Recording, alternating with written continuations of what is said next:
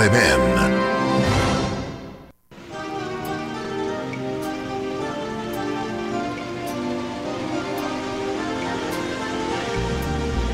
All united we answer the test, the call. We raise the test, the banner high. With our partners we serve, ever proud and tall. From day to day we strive to address the needs of our labor force. Provide the skills that open doors. Excellence in world-class work. Access to success for everyone. With the power of information, proper values and education, to the hands that build the nation, doing it the test away. Rain or shine, we keep alive the hopes and dreams of workers throughout this land.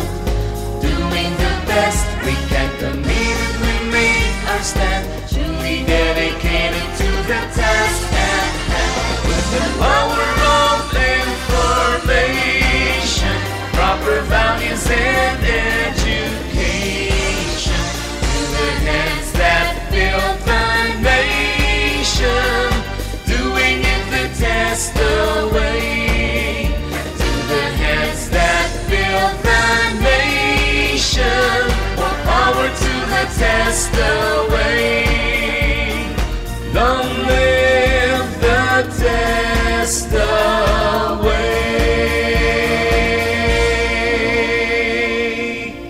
Mayong gabi sa tanan, ani na pud kita sa tuang programa sa Kanginan. Adlaw karon nga Miyerkules, August 19, 2015. Kini ang inyong higala si Paring Nicanor Gamos. O ako usab si Paring Neil. Makig-uban kaninyo sa tungag oras sa ato ang tulumanon.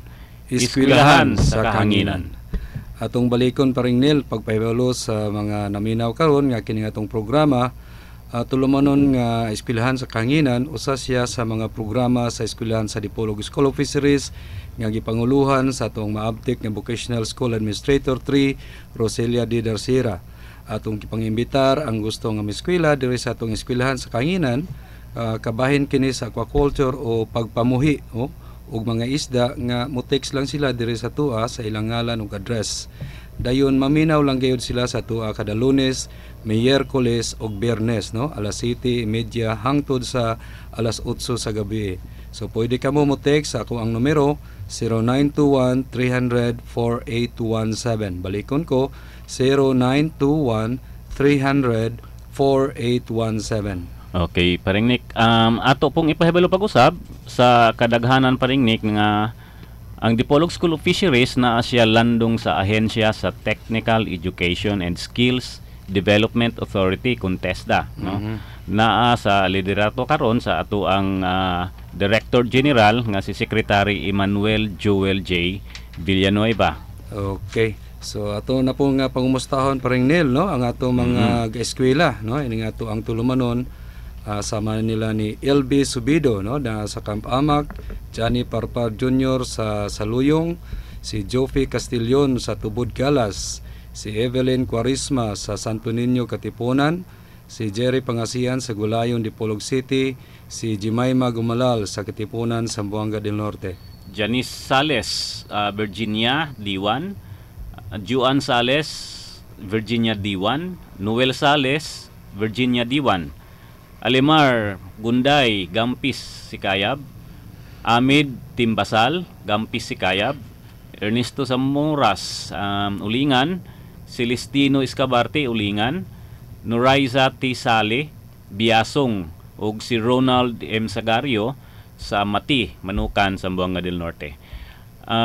Ato pong pangumustahon Paring Nick ang tanan nga naminaw karon sa DXDR, kutob sa maabot sa ato ang Sibya, ug karon pong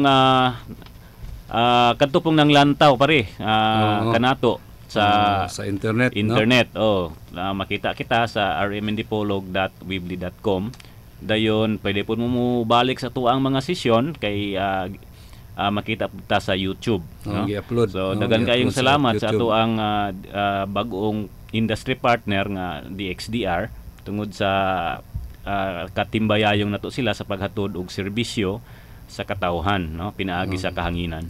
Okay. Og ato pong pangmustahon pa rin Neil, no, ang tanan nga eskwelahan nga accredited sa TESDA. Oo. No, ganinang buntag na miduyo gayud sila sa kasuluogan sa ika-21 ka tuig nga anibersaryo sa TESDA nga gipanguluhan sa atong provincial office, no, sa Ulingan, himutang sa Ulingan. Oo, tod pare, atong i-congratulate si Madam Nilda Espiritu Santo. Maayong gabi da, madam. Maayong gabi, madam. Ang ato ang TESDA Provincial Director uban sa iyang mga ginsakpan sa TESDA office, silang Sir June Pere, silang Sir Hermel Contribida, no, silang Sir Ariel Matabalan. Si Bobby Ricafort o uban pa diha sa buhatan sa TESDA office. Okay, so ganinang buntag pa rin gisaulog or celebrate, Open, no? no? Gi-open sa TESDA Provincial Office ang pagsaulog sa ika-21 ka anibersaryo. So dunay gihimo nga misa sa sulod sa EBC Gym. Pagkahuman sa misa dayon doon na dayon motorcade, no, palibot, no, naglibot-libot ta sa syudad kaninang buntag para jud ma-aware ang mga katawhan kabahin sa programa sa TESDA. Okay, daghan ang nag-attend, no, nga mga estudyante sa mga schools nga accredited sa TESDA sa tibuok probinsya, no. Dunay Tagalabason, Tagaliloy, Sindangan, Rizal, no, dapitan nag-abot yun, no, diri sa syudad, no, para iselebrar, no, ang ika-21 ka tuig nga anibersaryo sa TESDA. Mao pare, doon na po yung mga booth nga ang mga eskwelahan pa rin, Nick, no, nga tua sa sulod sa ABC Gym diin doon ay mga display sa mga produkto o sa ilang mga programa, mga no, programa sa mga eskwelahan, no. Apil na ang atuang alma mater pare, ang DSF, no. Natay display dito nga sardinas. Sardinas, no? mga Di jud krupik. mawala basta display doon na jud tay sardinas kay mao jud na ito ang kuan. Dayon karon pong orasa pa rin, Nick, ato ata dito sa naatay fellowship night. To sila sa karon sa kuan Bamboo Garden. Bamboo Garden. Kumusta mo tanan diha kung naminaw mo karon? So kana siya tanan pa rin, no, sakop sa Sinapti. Kaning Sinapti pare, Zamboanga del Norte Association of Private Public Technical Institution. So tanang mga eskwelahan kani pare nga nag-offer og technical vocational education, no, accredited so, sa TESDA. Gipanguluhan kanini ato ang Sinapti president si Engineer Armand Amatong. Okay. So kumusta lang mo diha, no? Maayong pagsayo-sayaw nyo diha karon. Okay, so ari na ta pare sa to ang leksyon, no? Ay teka pare, nakalimot ko hapit pare. Ato dayang pasalamatan pare pag-usab si Engineer Joseph Lorig pare. Sa BIFAR. Sa BIFAR. Tungod kay nihatag na siya sa ato og go signal. Kabahin kini sa ato ang tilapia breeders mga breeder o similya. So ganina gahatod nako og formal nga request. Dayon ang tagabuhatan mismo sa BIFAR maoy muhatod pare sa ato ang eskwelahan mismo. So sir, daghan kayong salamat sir sa tabang nga imong gi-extend sa ato ang programa. Okay. So balik ko na to pare, no, naari na ta sa atong leksyon, pero pasensya sa naminaw karon kay medyo murag ulitaw among tingog. Kay murag ipang ubuming duha ni paring Neil. Okay, so balik ko na to atong leksyon, no. Nata karon sa unit of competency nga perform fish or shrimp grow out operation. Ang atong module title performing fish or shrimp grow out operation. Nata karon sa ika-upat, no? Ika-upat nga learning outcome. So atong balikon gamay pa rin nakahisgot ta sa niaging session nato, no, about feeding, no. So ang feed cost daw kuno or magastos nato sa feeds naa sa mga 65 to 70%, no, sa total cost of production, no. Tungod kana siya sa pagpakaon, no, paggamit og mga artificial food or feeds, no. Dayon atong gina-remind nga mas maayo gyud nga ato ang patubuon ang mga natural food sa ato ang fish pond, no? Kay aron ma-reduce or ma-us-us ang ato ang gastos sa feeds, no? So aron motubo og maayo ang mga natural nga pagkaon atong sundon katong proper pond preparation. Katong gisgutan nato sa LO1, no? Prepare, grow out facilities. So LO1, so sa dito ang step. Pero kung medyo dili gyud makatubo ang mga pagkaon, natural food, so ato nang abag-abagan gitawag na og supplemental feeding, no? Supplemental feeding. So atong tagaan siya og supplemental feeding. Okay, so naatay mga guys got pud ta pareho katong unsaon pagpakaon sa isda, di ba? Tips nato. Tips nato. So gingon diri nga feed the fish, no? Not the pond. So ang isda daw atong feedingan dili ang fish pond. So care must be taken that the feed is consumed and do not overfeed, no? Dili daw pasubraan og pagpakaon ang isda, no? Kay basig masayang lang. Then feeding frequency should be modified according to fish size and natural food availability. So small fish daw should be fed more frequently than larger fish. So ato nang mahisgutan unya sa feeding rate kabahin ining gidak-on sa isda, no? Unya dapit nganong dako or unsa kadaghana ang ihatag sa mga gagmay or sa gidak-on sa isda, no? So ibase nato sa ilaang timbang. So naapod tay mga epekto anang poor feeding management, no? Ang usa ana disease, magkasakit ang ato ang gibuhi. Slow growth, hinay siya motubo. Low survival, gamay ra ang mabuhi, no? Environmental degradation, madaot ang tubig. Poor harvest, gamay lang taog ma-harvest. Dayon large financial losses, no? Dako og gansi. Gansi yun ta. siya.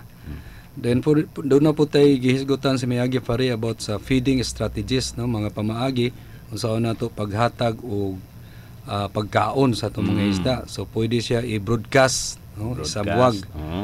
Or pwede po gamitan nato og demand feeder, no? Katong ibutang lang ang feeds dito sa container tapos doon na siya rad nga tuaga tusnob sa tubig, so anhaon lang na siya isda, uyog-uyogon or basta mauyog to siya, mga basta hulog na itong feeds. Doon na po tayo pwede siya sa feeding tray, no?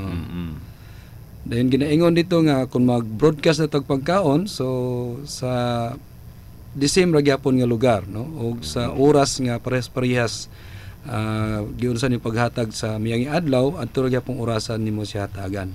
Dayon mag-produce daw tag sound pare, no? Pwede siya na to magdukdok ta para ma-attract or muduol, no? Para maanad ang isda. Once magdukdok ang gabantay sa fish pond, muduol din ang isda kay nakasabot ng isda or nakabalo na sila nga pakanon na sila. Mura na giingon pre nga kada bagting kaon. Of course pre, importante kayo nga i-compute, no? Compute amount of feeds, no? Regularly basing on the feeding ration. So importante kayo katong nahisgutan sa Miyagi ang about sa stock sampling, no? Mag-sample ta sa gibug-aton sa itong mga isda para ma-estimate or ma-compute nato kung unsa pod kadaghana ang atong ihatag nga pagkaon sa ila. Dayon naatay gitawag pa rin nga ad libitum basis, no? Kini siya di na kinahanglan nga kompyuton pa ang pagkaon, pero kinahanglan close monitoring siya pare tungod kay basin masubraan ra pud nato, masayang unya ang ato ang mga pagkaon. Nagisgot usab ta og food source and alternative. So usa diri na lista ang natural food, no? Lumot or lablab. Dayon kana na dayong mga pelletized feed, no? Dayon pwede daw rice bran, finely chopped kangkong, no? Or sagol, kangkong, no? Isagulan siya og rice bran or tahop, no? Pero atong hinumduman nga kining mga rice bran o tangkong gagmay lang ni siya og mga protina, no? Ang gikinahanglan sa isda nga aron motubo siya og mayo kanang tag-as nga protina, no? Like sa mga pelletized feeds. Okay? So Karon ari na ta sa computation sa feeding ration. Mag-compute na ta. Mag-compute na ta. So mga higala di sa kahanginan, no, andamang inyo ang papel kay aron na atay guide unya unsaon nato pag-compute kining feeding ration. Okay, so una atong computon usa kining gitawag og average body weight, ABW sa isda. ABW. So magkuha tag sample, no? Magkuha ta. So di ba nagisgot ta nga mag-stock sampling ta.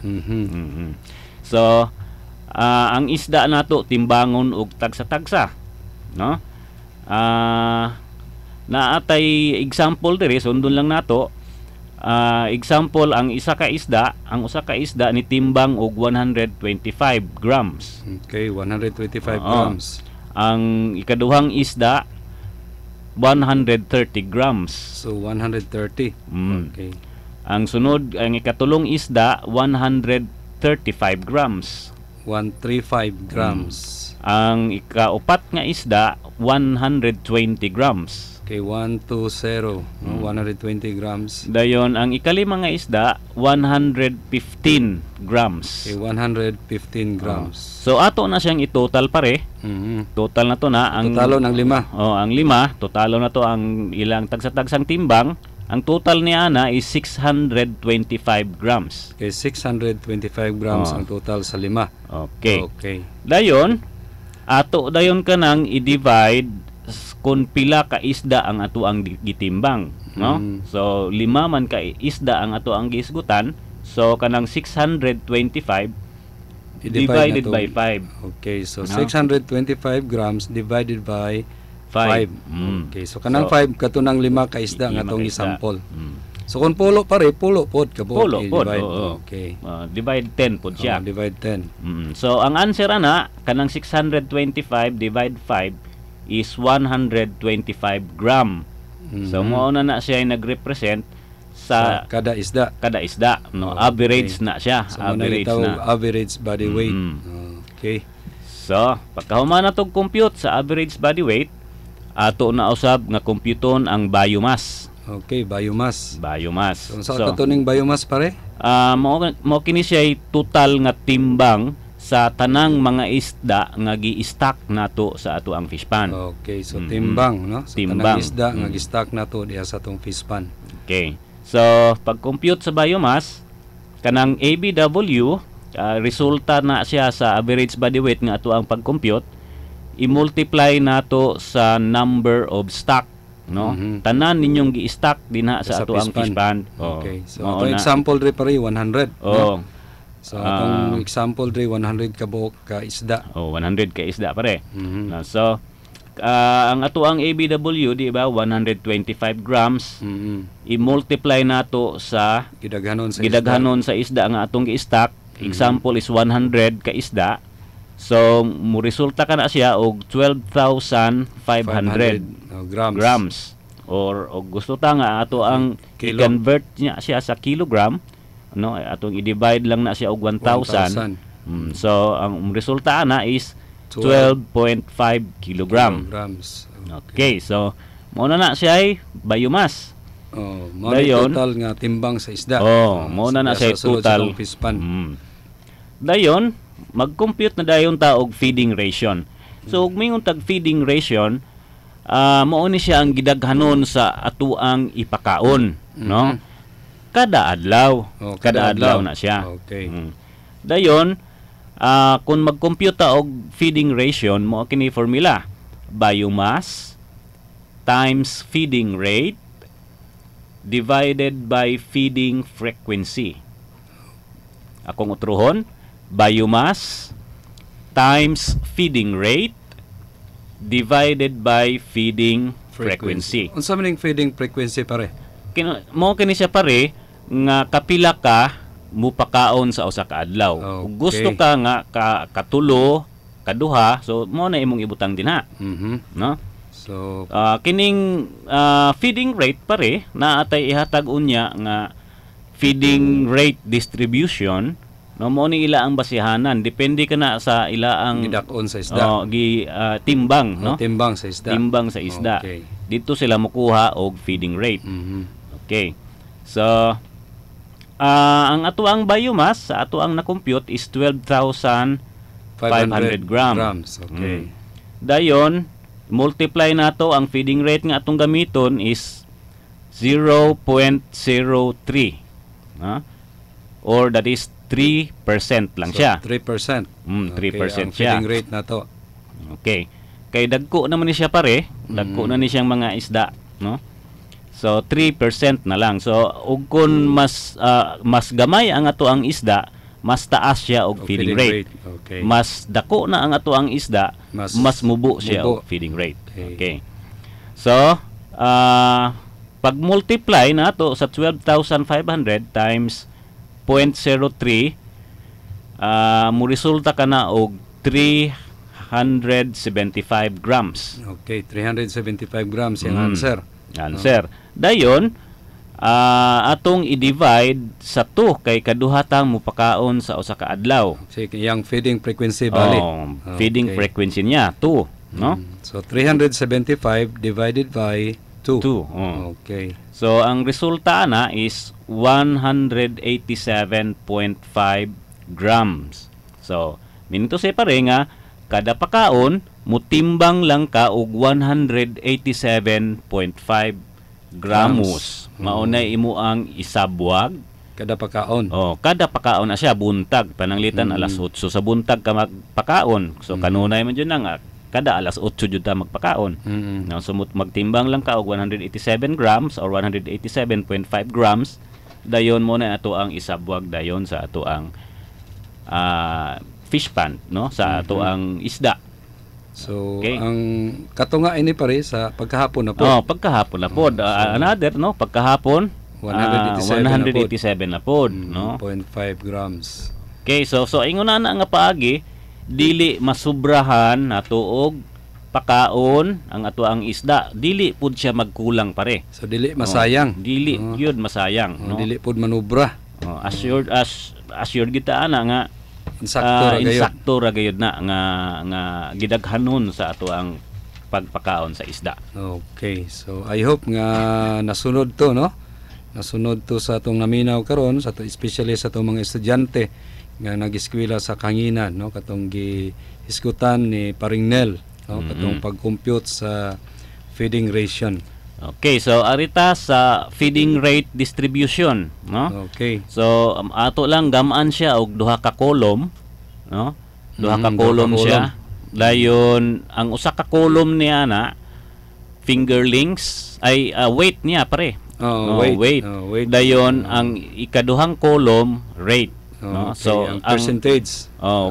Percentage. Pila ka porsyento. Sa walang bahin nga column is weight or timbang niya. Sa tuong bahin nga column is rate or percentage rate, no? Okay. Okay. Remember nga tema na to nga percentage kini siya. Meaning to say dili man nato magamit ang percentage form nga number, so ato na siyang i-change siya ngadto sa decimal number, no? So anyway, ato lang hisgutan na karon, no? Okay, so under sa weight, fingerlings or pinakagagmay na siya nga isda, no? So manay permero pare. Permero, fingerlings. Fingerlings. Naa siya rate nga 10%. Okay, 10%. 10%. Mo nay gidaghanon. Mo na gidaghanon niya. Imong ipakaon sa fingerlings. So di man nato ni magamit ning 10% pare. So kinahanglan ato nang i-change to decimal, no? Okay, ang so decimal numbers niya na is 0.1 or 0.1, no? So kanang 0.1 mo na ato ang gamiton. Okay. Dayon sunod sa fingerlings 10 to 20 grams. No? 10 to 20 grams, 9% or 0.09. Okay. Sunod, 20 gram to 40 grams. 20 grams to 40 grams, 8% or 0.08. Okay? 0.08. Sunod, 40 to 60 grams. 40 to 60 grams is 7% or 0.07. Okay. Dayon, sunod, 60 grams to 80 grams. 60 to 80 grams, 6% or 0.06%. Sunod, 80 to 100 grams. 80 to 100 grams, 5% or 0.05. Sunod, 100 to 120 grams. 100 to 120 grams. Ang rate niya is 4% or 0.04. Sunod, 120 grams to 140 grams. 120 grams to 140 grams is 3% or 0.03%. No? So na diri na bilong ang ato ang i-compute ganina pare, no? 3%. Kay 125 man tong iya ang ABW. So sakop siya ani kay kanini 120 to 140 man. Oh. Okay. Sunod, 140 to 160 grams. Ang ato ang rate is only 2%. Dayon ang decimal number is 0.02. Ang last is 160 to 200 grams. Pataas na dayon na siya pare, no? So 160 to 200 grams and above is 1% or 0.01. Okay, so nagkadako ang isda pare, Oo. nagka-minus pod, no? No, ang nagkaus-us, gidaghanon, oh. nagkaus-us ang gidaghanon sa atong gipakaon. Okay. So, medyo apiki naman pare. Okay, Oo. so ato ning tiwason sunod pare, no? Tiwason Then nato. ato pong isgutan kining kabahin sa FCR. Kay importante kay ning FCR. Mao jud pare, no? Okay, so ganina day pare nag-text na ako silang mga salis, no, taga Virginia. Nangutana sila kung unsa daw kalawma ang fish pan nga buhian. So akong gitiksan at least mga 1 meter. Wow. 1 meter ang ilawmon. Ang tilapia pare mobuhi na siya og 0.5 ngadto sa 1 meter. So, Mas maayo ang lawom-lawom jud. pero mas maayo jud ang lawom pare, mas maayo jud. Okay. So ako siyang giingnan nga pwede ba next week makabisita ta dito, no? Dayon akong gitiksan kung maabot ba nato ang ilang lugar sa tong sakyanan, pero murag nato naghisgot siya nga murag dili daw na daw magbaklay pa ta. So wala pud na siya nakabalos kung unsa kalayo na akong gitiksan kung unsa nakalayo ng baklayon kay kung makaya ra nato ato yun natuon pare. Basig simod mo gitudlo pare. So ay mo kabalaka, no, kay kami willing mi mo anha diha sa inyo mga lugar, no. So paabot lang ta sa sakto nga panahon kay karon si manahon na busy pa mi kayo, no. So ay mo kabalaka mga ga-eskwela na mo diri kay mo bisita yun mi ninyo, no, para magkamit ta tanan, no, mga eskwela sa kahanginan. Okay. So, dagan kayong salamat pare. Okay, Dagan kayong so, salamat sa naman tayo tuang panahon, no? Suking tigpaminaw, no? Magmayong gabi na tong tanan. Mayong gabi sa tanan.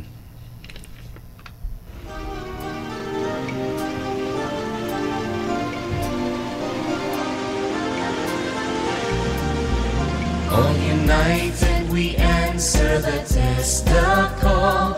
We raise the test, the banner high. With our partners we serve, ever proud and tall. From day to day we strive to address the needs of our labor force. Provide the skills that open doors. Excellence in world-class work.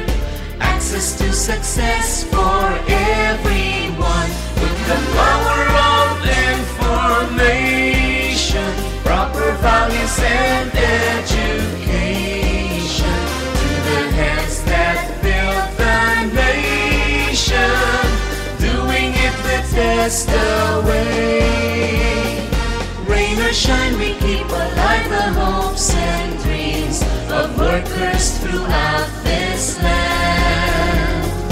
Doing the best we can, committed we make our stand, truly dedicated to the task at hand. With the power of information, proper values and education. Ito ang DXDR 981 sa Dipolog, numero 1. Tatak RMN.